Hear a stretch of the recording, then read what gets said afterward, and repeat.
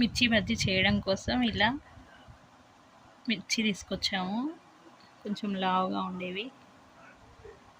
దీంట్లో మధ్యలో కూర్చడానికి స్టఫింగ్ కోసం చింతపండు, వాము, కొంచెం శనగపిండి, దీన్ని ఇలా గుజ్జుగా ప్రిపేర్ చేసుకోవాలి.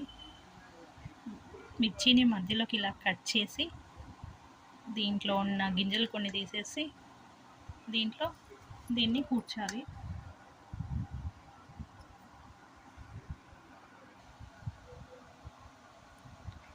ఒక కప్పు శనగపిండి తీసుకొని అందులోకి కొంచెం కారం, కొంచెం ఉప్పు, కొంచెం జీలకర్ర, ఒక స్పూన్ బియ్యపిండి వేసి బాగా జారుగా కలుపుకోవాలి.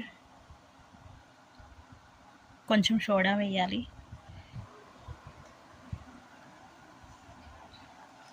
ఇలా అన్ని మిర్చీలలో కూర్చుకోవాలి.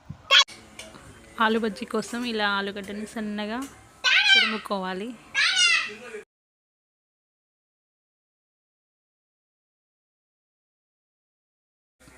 ఆయిల్ హీట్ అయ్యాక మిర్చి బజ్జీ ఇందులో వేసుకొని వేయించాలి.